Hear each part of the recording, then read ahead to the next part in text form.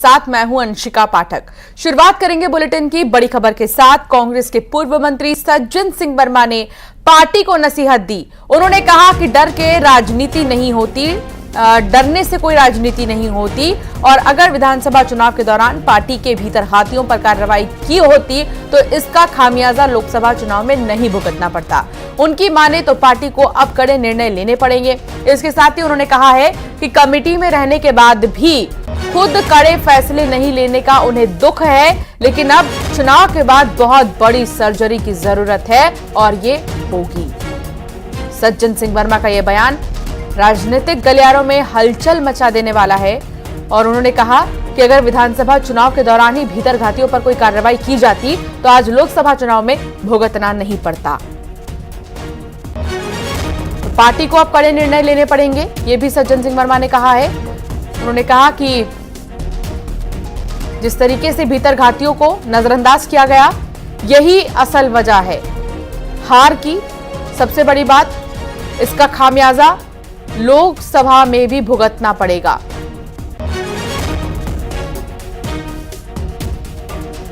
सज्जन सिंह वर्मा ने पार्टी को नसीहत दी है, डर से राजनीति नहीं होती है, यह भी उन्होंने कहा और कहा कि भीतरघातियों पर कार्रवाई होनी चाहिए थी, डर के कारण कार्रवाई नहीं की गई और इसका खामियाजा लोकसभा में भुगतना पड़ा। हमने देखा कि कई ऐसे नेता हैं जिन्होंने कांग्रेस पार्टी छोड़ बीजेपी ज्वाइन की और उसके बाद अब सज्जन सिंह वर्मा का ये बयान बेहद खास। डर के राजनीति नहीं होती है, बोल्ड डिसीजन लेना पड़ते हैं, कड़े निर्णय लेना पड़ते हैं, तब जाके पार्टी में अनुशासन और कर्तव्य निष्ठा बढ़ती है। और ये मैं खुद उस कमेटी में हूं और मुझे भी इस बात का दुख है कि हम डर के कि अरे लोकसभा चुनाव में विरोध करेंगे, करते रहें, कोई फर्क नहीं पड़ता। कई लोग बीजेपी में जा चुके हैं, कई लोग विरोध करें, इतनी बड़ी पार्टी को इससे फर्क पड़ता नहीं है। तो ये उनकी जो शिकायत है वो मैं जायज मानता हूं और मैं अध्यक्ष जी से कहूंगा कि इस पर तत्काल कार्रवाई होना चाहिए। शैलेंद्र भदौरिया संवाददाता साथ जुड़ गए हैं। शैलेंद्र, कांग्रेस के नेता ये जानते हैं कि उनकी गलतियां क्या हैं। सज्जन सिंह वर्मा से ये पता चल रहा है कि उन्होंने ये जरूर कहा है कि डर के अगर कोई राजनीति कर रहा है तो उसका खामियाजा हमें भुगतना पड़ रहा है और दूसरी चीज, अगर आप अनुभवियों को दरकिनार करेंगे तो उसका भी खामियाजा भुगतना पड़ेगा।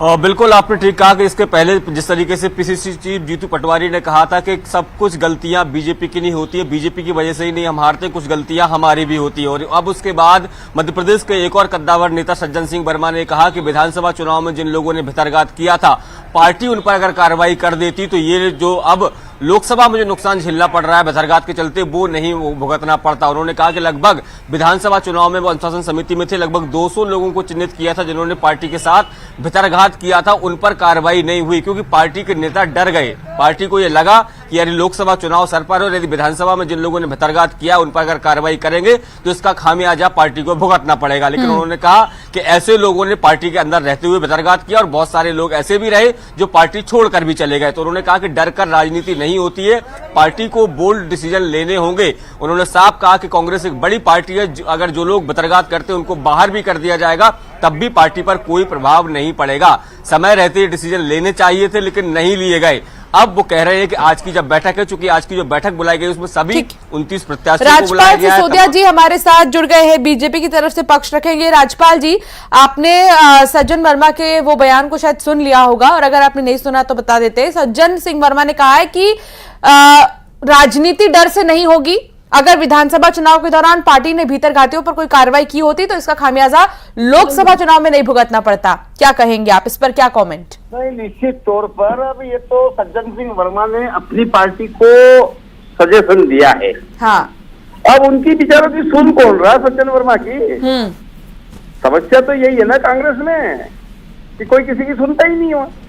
अब जीतू पटवारी जो है उनका अलग ही मंत्र चल रहा है, उनको बिच्छू का मंत्र मालूम नहीं और सांप के बिल में हाथ घुसेड़ते हैं, इस टाइप के है जीतू पटवारी।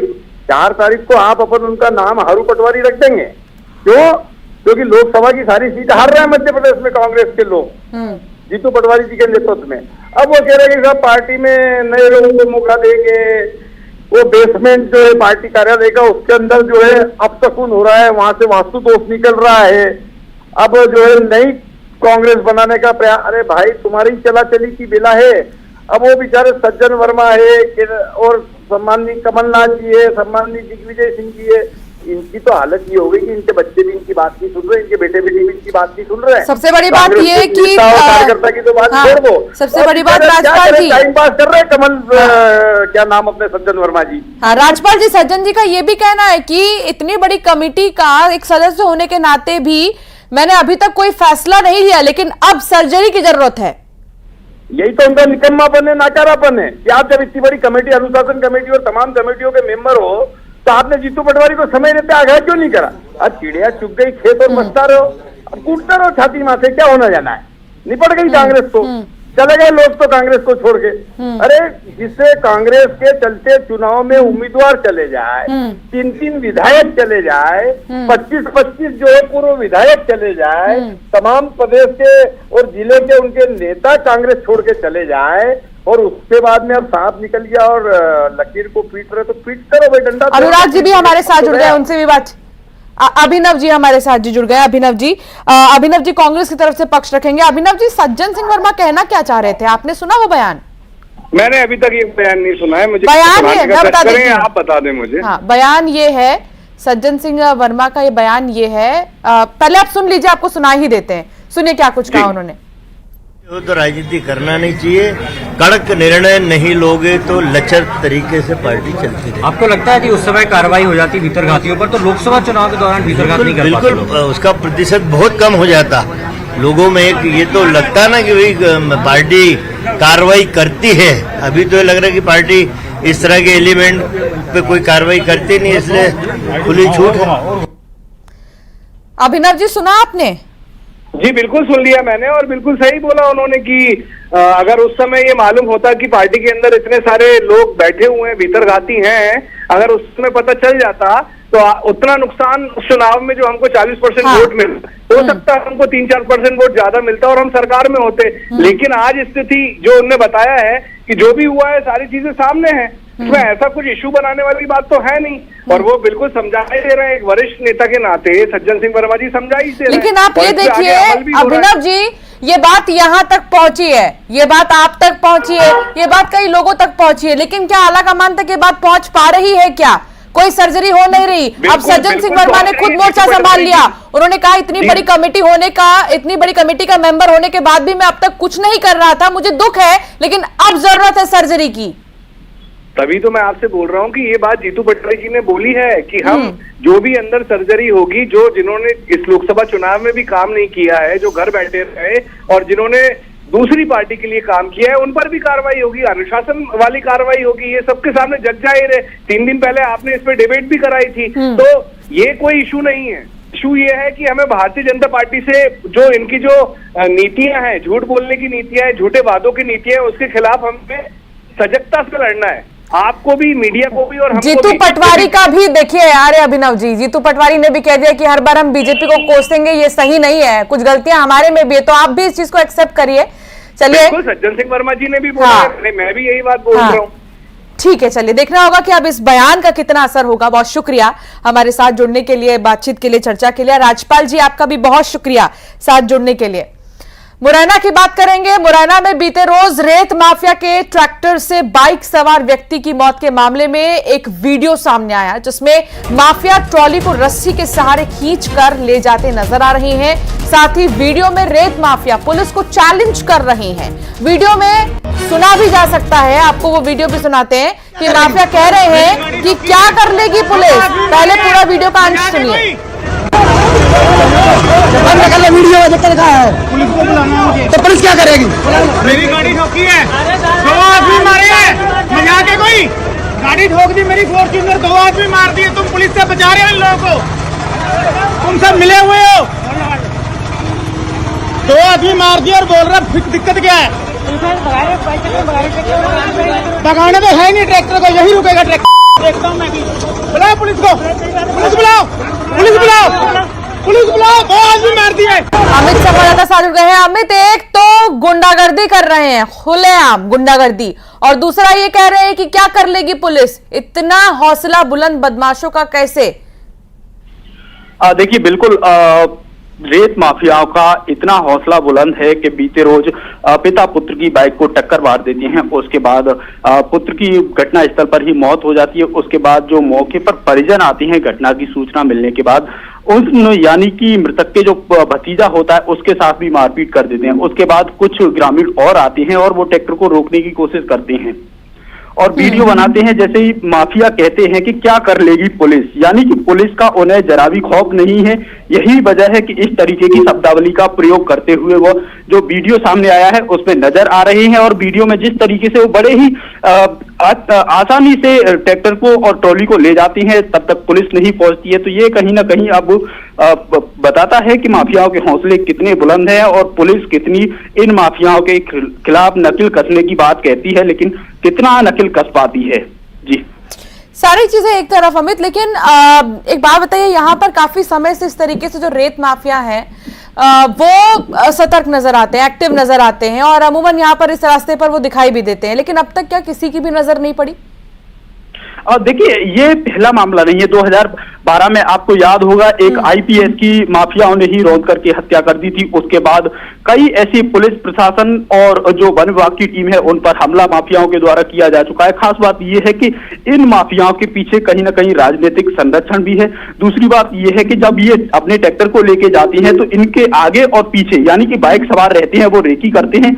उसके बाद ये बीच में ट्रैक्टर को निकालते हैं। तो ये कहीं ना कहीं पहले से ही स्ट्रिक्ट रहते हैं कि पुलिस और प्रशासन की टीमें जब आती हैं तो उससे पहले ये भागकर निकल जाते हैं। अब ये जो मामला सामने आया है उससे पुलिस और प्रशासन दोनों की नींद हराम कर दी है। लेकिन सबसे बड़ी बात यह है कि जिस तरीके से जो वीडियो में आवाज आ रही है उसे लेकर के अब चर्चा का विषय बना हुआ है। बिल्कुल, और सवाल उठे भी क्यों ना, क्योंकि अगर खुलेआम इस तरीके से धमकी देते नजर आएंगे ये माफिया कि पुलिस क्या कर लेगी, तो अपने आप में पुलिस को ये चैलेंज है। बहुत शुक्रिया अमित जानकारी साझा करने के लिए। बलरामपुर की बात करेंगे, जहां बलरामपुर में फांसी के फंदे पर झूला नाबालिग प्रेमी जोड़ा। महान नदी के किनारे पेड़ पर लाश लटकती मिली। शनिवार से ही दोनों लापता थे।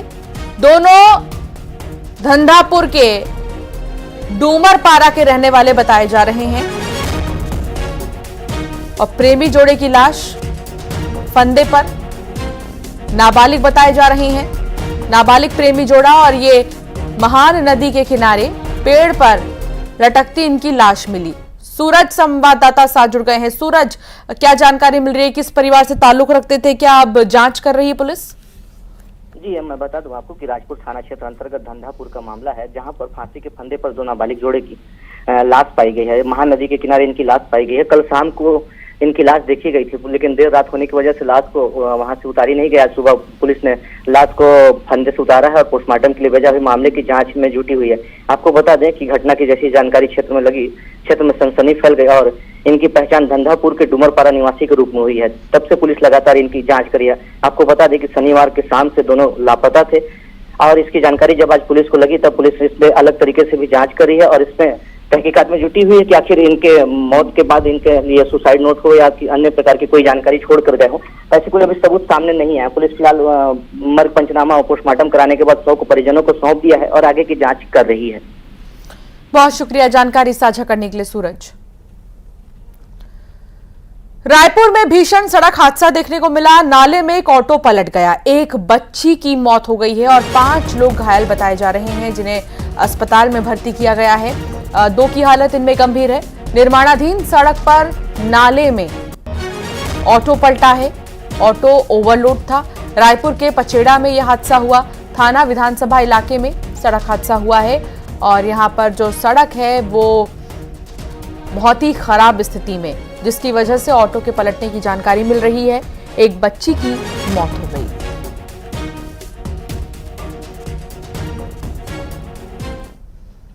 पेंड्रा की बात करेंगे, जहां बड़ा खदान हादसा हुआ है। मुरूम खदान धंसने से एक मजदूर की मौत हो गई है और 2 घायल बताए जा रहे हैं। मुरुम खोदने के दौरान हादसा हुआ। ग्रामीणों ने मजदूर को बाहर निकाल लिया है। एक मजदूर के अस्पताल में इलाज के दौरान मौत हो गई है और 2 घायल मजदूरों का इलाज अभी चल रहा है।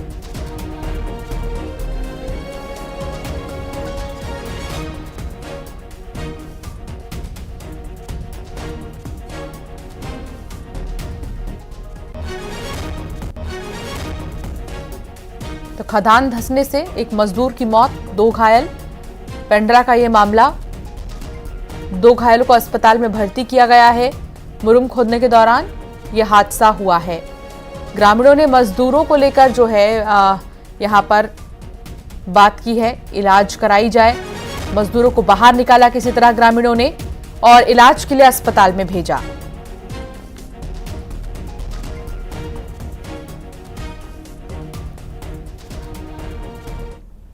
और अब एक नजर सुपरफास्ट खबरों